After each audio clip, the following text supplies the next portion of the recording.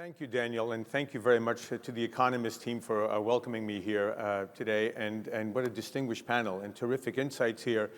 I'm going to lay out sort of two larger themes, if I might. One, talking a little bit about how Washington works, and I want to underscore some of the points that Marcos has made about the parties and the separation of powers that we have in the U.S., especially as I was following the Ukraine aid debate in Europe, and Europe's unwillingness to understand how Washington political decisions are made.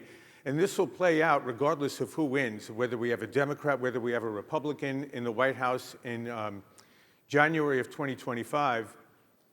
If there is a Republican president, if you have President Trump and you have a Democratic House or Senate or both houses controlled by the Democrats, count on very, very difficult challenges in forging some type of common U.S. foreign policy between the White House and the Congress. And the Congress has the power of the purse, very, very influential, and so can decide whether or not to fund any of President Trump's priorities, and vice versa if the Republicans control both houses of the Congress, the Senate and the House of Representatives, under a Biden or Newsom or Kamala Harris presidency.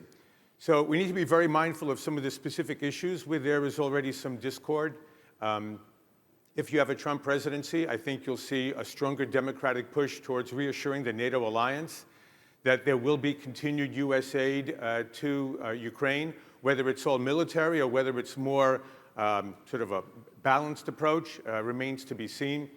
And also, I think if we have a Republican Congress controlling both houses and a Democrat in the White House, you'll see a far stronger push on pro-Israel policies.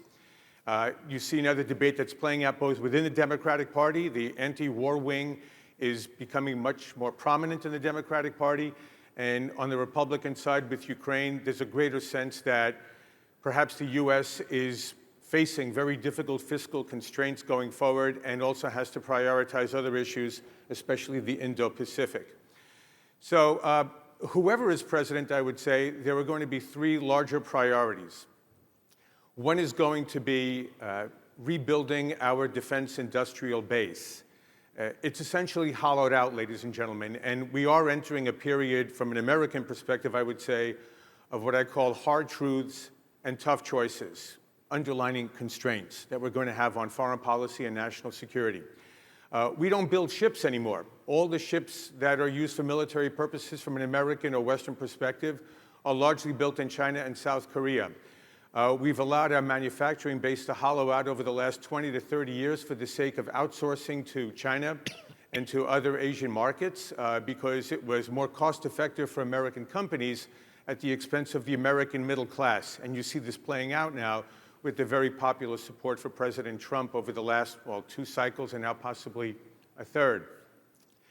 And I think we're also going to be seeing a significant increase in the U.S. defense budget, potentially exceeding $900 billion to $1 trillion perhaps, to deal with these challenges that we're facing in Europe, in the Middle East, and potentially in the Indo-Pacific region.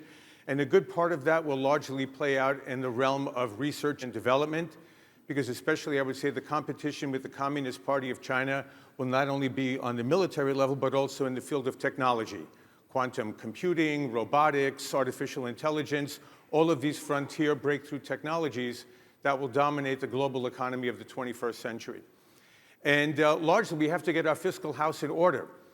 Just recently, the U.S. overall debt is exceeding our GDP.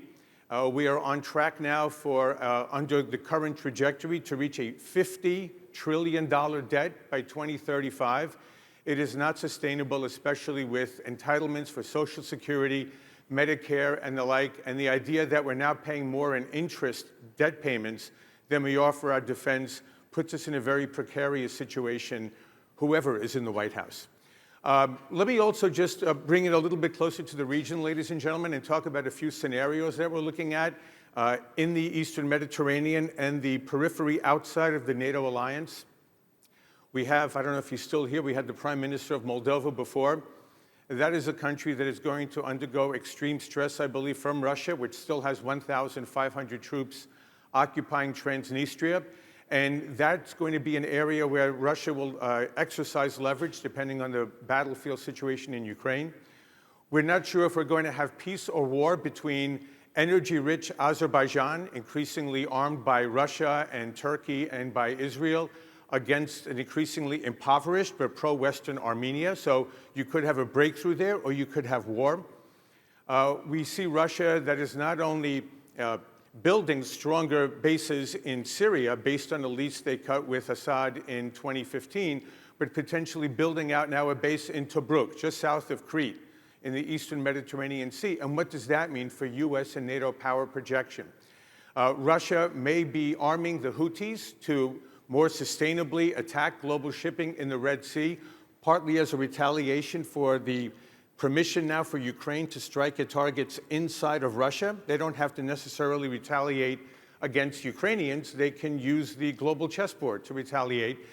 And another potential scenario now, and one that has been hinted at publicly by the Iranian regime, is to arm the Polisario Front in the Western Sahara to attack global shipping in the Straits of Gibraltar.